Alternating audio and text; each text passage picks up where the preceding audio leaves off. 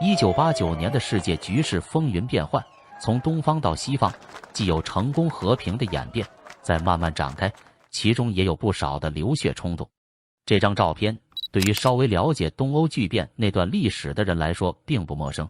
这可以说是上世纪80年代末90年代初那段东欧民主化进程历史中最暴力血腥的一幕。71岁的罗马尼亚社会主义共和国独裁总统尼古拉齐奥塞斯库和他那个自称为人民母亲的总理妻子埃列娜，两人双手被反绑着，蹲在布满弹孔的矮墙下，子弹呼啸着从四面八方射向矮墙，霎时间硝烟弥漫。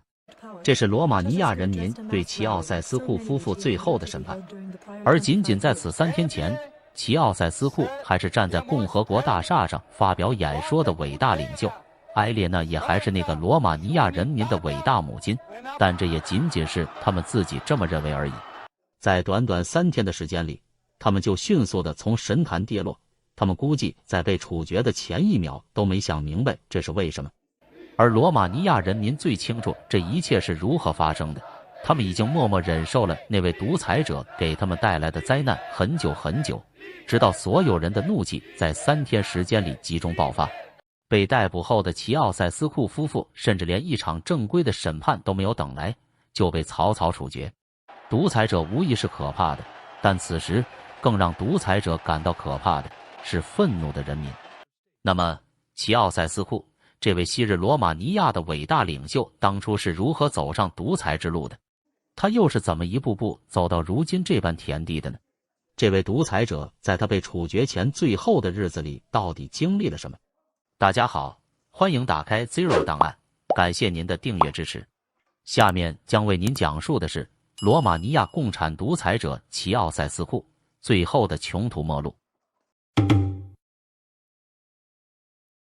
说起搞独裁，齐奥塞斯库恐怕要尊称北韩的金日成一声师傅。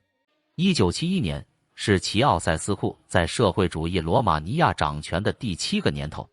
这一年的6月份，齐奥塞斯库第一次访问了北韩。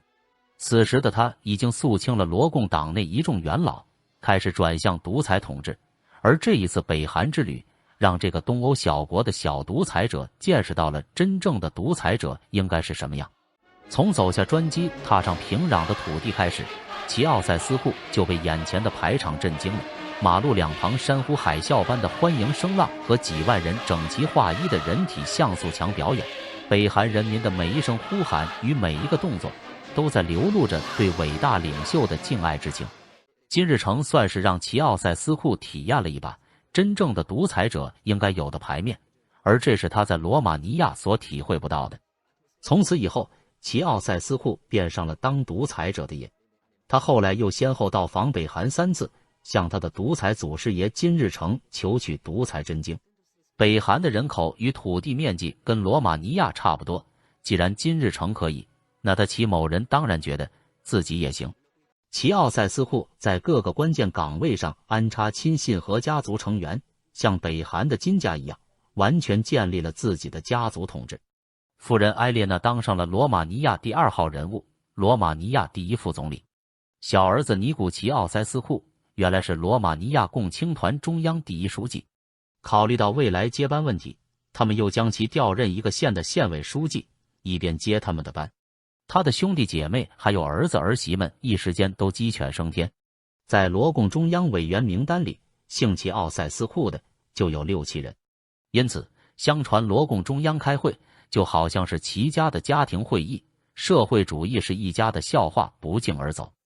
而这一切都来自于对北韩金日成的模仿，罗马尼亚俨然成了齐家的天下。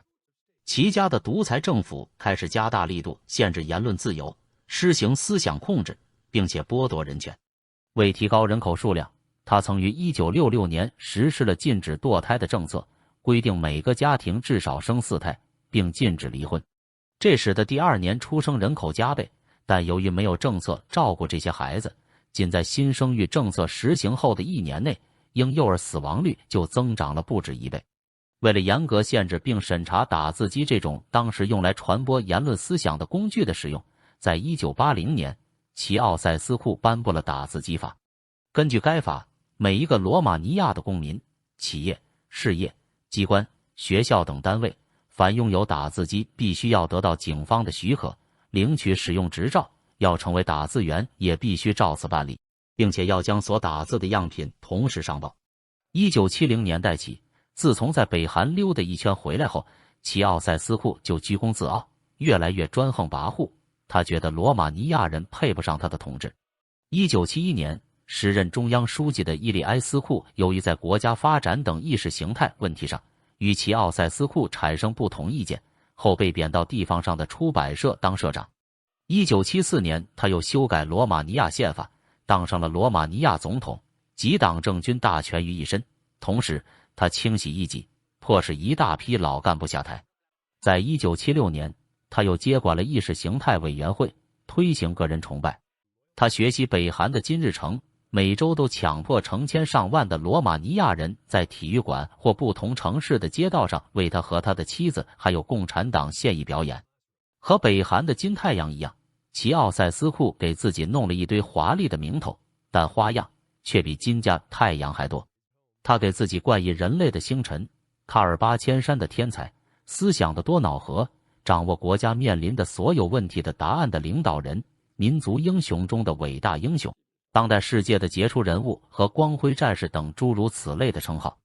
此时的齐奥塞斯库俨然成了罗马尼亚的齐太阳。齐奥塞斯库有一条英国人送给他的拉布拉多犬，名叫考布。老齐把这条狗当成宝，授予其陆军上校军衔，享受县团级待遇，配备专车，有女仆陪伴，有警察当保镖，还有专职医生为他的健康保驾护航。考布上校平时只吃进口肉，罗果驻伦敦大使的主要工作就是给他采购口粮。而在给自己的考布上校丰富口粮的同时，另一边齐太阳却一再地缩减人民的口粮。1981年，齐奥塞斯库开始实施一项紧缩计划，旨在使罗马尼亚清算其全部国家债务。为实现这一目标，罗马尼亚当局牺牲了民众的生活水平，对包括汽油、煤气和食物在内的必需品开始实行定量配给。当时的罗马尼亚出现了全国性的食物短缺，基本食品如面包、面粉、糖、牛奶、食用油和肉类被严格配给，人们必须使用政府发放的配给卡购买有限数量的食物。特别是首都布加勒斯特以外地区，出现了大街小巷挤满长队的场景，人们常常排队数小时甚至一整天，只为获取少量食物。而当商店偶尔有肉类或油供应时，队伍可达数公里长。这种现象被西方媒体和观察家称为饥饿马戏团。一直到最后，就连最基本的生活物资都要走后门获取，导致婴儿死亡率节节攀升。但即使如此，齐奥塞斯库的那只考布上校依旧能吃到不限量的进口肉，罗马尼亚人过上了名副其实的人不如狗的生活。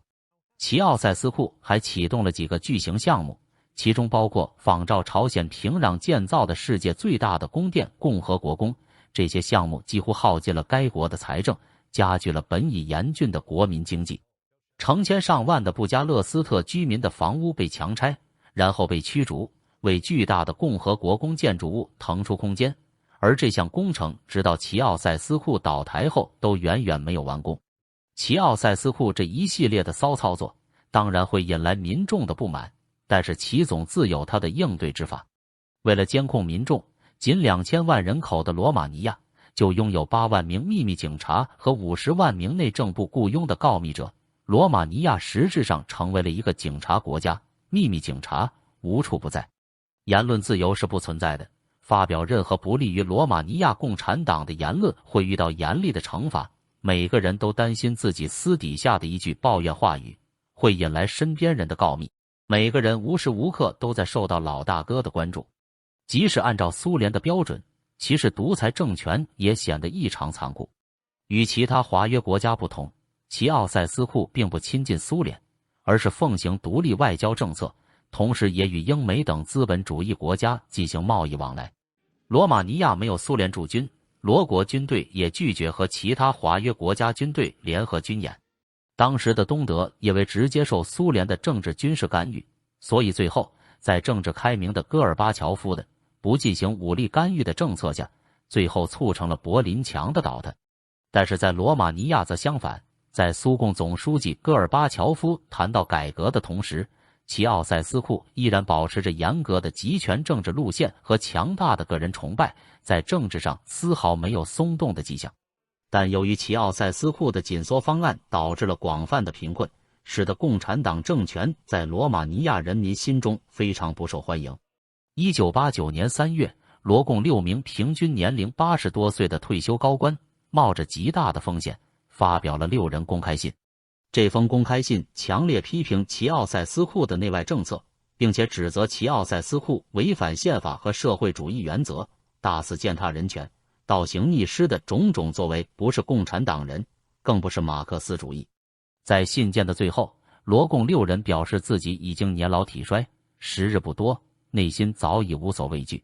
公开信在罗马尼亚国内外引发了巨大轰动，西方国家急忙声援这些老共产党人，法国和英国召回大使，并且警告齐奥塞斯库当局不要伤害这6名罗共退休高官。美国警告齐奥塞斯库，如果对罗共6人采取行动，将会严重影响美罗关系。而联邦德国则暂停了两国的经贸合作计划。11月29日，罗马尼亚体操明星科马内奇出逃，寻求西方的庇护。到美国后，他将出逃的恐怖经历向西方新闻界公布。在当时的罗马尼亚有个著名的政治笑话，在罗马尼亚首都布加勒斯特，许多申请出国的人正在排队领取护照。其中一人回头看到他身后的人不是别人，而是齐奥塞斯库。齐奥塞斯库看到他吃惊的样子，便说：“既然大家都要出国，那么我也走。”此人立即对齐奥塞斯库说：“如果你走的话，我们还有什么必要出国呢？”1989年12月15日，罗马尼亚边境城市蒂米什瓦拉发生警察与当地居民的激烈冲突，双方都使用了武器，造成了人员伤亡。一场动乱开始了。就在罗马尼亚国内动乱开始蔓延的时候，齐奥塞斯库似乎还相当沉得住气。3天后的12月18日，他还照常飞往伊朗进行为期3天的国事访问，并同伊朗总统拉夫桑贾尼举行了会谈。唯一的不同是，他的夫人埃列娜未像往常一样随他出访。作为罗马尼亚政府第一副总理，他坐镇国内，控制事态发展。此时在遥远的德黑兰，其实还一再对外宣称，我们的形势是稳定的。12月20日，一个可怕的消息在罗马尼亚不胫而走，保安部队在蒂米什瓦拉实施大屠杀，几千人丧生，上万人被捕或失踪。当晚，齐奥塞斯库从德黑兰刚一回国，立即到电视台发表讲话，严厉斥责蒂米什瓦拉动乱是境外敌对势力策划的，声称他们企图阻止社会主义发展，使国家倒退到外国的统治下。12月21日，他又在首都举行的群众大会上发表讲话，呼吁全国保持稳定。但是只能说他太自信了，他还在幻想着自己能像北韩太阳金日成一样，只要自己一出现，就能获得所到之处民众的热烈欢迎。但罗马尼亚不是北韩，他也不是金日成。金太阳之所以能无时无刻受到人民的爱戴，除了高压的独裁统治外，还有近乎与世隔绝的信息管控。而罗马尼亚完全是暴露在西方媒体的报道下。虽然齐奥塞斯库在全国拥有几十万的秘密警察和举报线人，但是现在的情况是，可能连这些人的生活都过得不好了。于是外媒的消息在民众的口耳相传下非常迅速地传播开来。此时群众已无心听他演讲了。就在这一天，布加勒斯特爆发了反齐奥塞斯库的示威游行，人们高呼不要齐奥塞斯库，要自由，要面包。示威者冲进书店，焚毁齐奥塞斯库的著作。与此同时，以伊利埃斯库为首的罗马尼亚救国阵线宣告成立，宣布解散齐奥塞斯库的全部政权机构。紧接着，支持齐奥塞斯库的保安部队与反对他的军队和群众在首都市区展开了激烈的巷战。12月22日，起义者占领了电台和电视台，宣告齐奥塞斯库下落不明。此时的齐奥塞斯库感到大势已去， 12月22日，骑士夫妇决定坐飞机出走避难，但骑士夫妇不知道的是，执行这次逃离任务的46岁飞行员马鲁坦，与外面那些倒戈的士兵们一样，现在已经不忠于领袖了。这天上午的11点40分，直升机起飞，飞机在布加勒斯特以北的斯纳戈夫村的夏宫停留了一会，因为飞机上太挤，有2个人被要求离开直升飞机。齐奥塞斯库在夏宫别墅打了2个电话，到厨房吃了些东西，又装了2大袋子食品。飞机又一次起飞以后，齐奥塞斯库决定飞往伯泰尼军用机场。很显然，骑士夫妇决定逃离罗马尼亚。此时的齐奥塞斯库已焦躁不安，齐的保镖用枪指着飞行员的头，让他不要与地面指挥塔联络。这位并不忠于领袖的飞行员故意把飞机飞得很高，以便使雷达可以追踪到直升飞机的踪迹。这时，收音机里传来了罗马尼亚领空已被封锁，禁止飞行的消息。为了不被叛军抓住，齐总随即命令飞行员在军用机场以外的旷野降落后，坐上了赶来营救自己的汽车。他们打算到公路上碰碰运气。此时已是22日下午1点左右，但齐总逃跑的消息却比骑士夫妇跑得快多了。打倒齐奥塞斯库的消息通过广播很快就传遍了整个罗马尼亚，骑士夫妇成了人人喊打的老鼠。谁知在听到了广播中传出的打倒齐奥塞斯库的口号后，上一秒还在车上保护齐总的保镖见势不妙，在中途就借口逃脱。在几经辗转逃避了民众的围追堵截后，骑士夫妇和他们半路劫持的司机最终来到了一个植物保护中心。在这里，齐奥塞斯库和埃列娜下了车。这时，人们都围在电视机前，刚刚知道齐奥塞斯库夫妇已经到了他们县，齐奥塞斯库就突然出现在他们眼前，人们都几乎惊呆了。走进监察局大楼，齐奥塞斯库就寻找局长，询问道：“局长在哪儿？”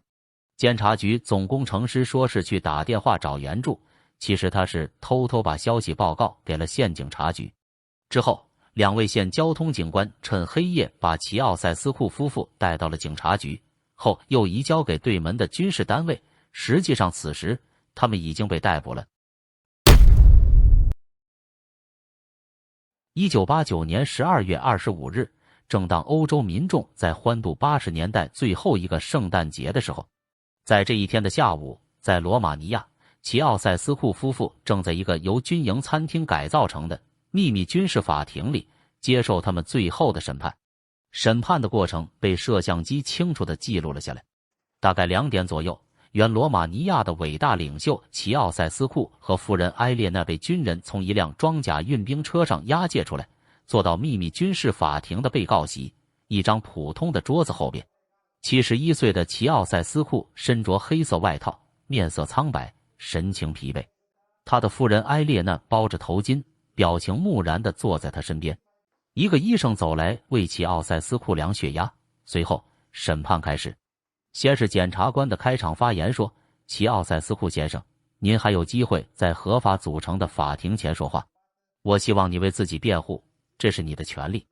齐奥塞斯库显然很难接受眼前的状况，他并没有把自己当成一个被告，于是他自信地辩驳道：“我不承认任何法庭，我只承认全国人民代表大会，这是政变，我不承认任何人。”审判长回应：“我们根据本国宪法来审判你，这不是你给我们上课的时候，我们了解法律。”接着，检察官宣布由公安部宣读起诉书。这个控诉书上罗列了他们的罪行： 1. 大量屠杀人民，牺牲者超过6万名；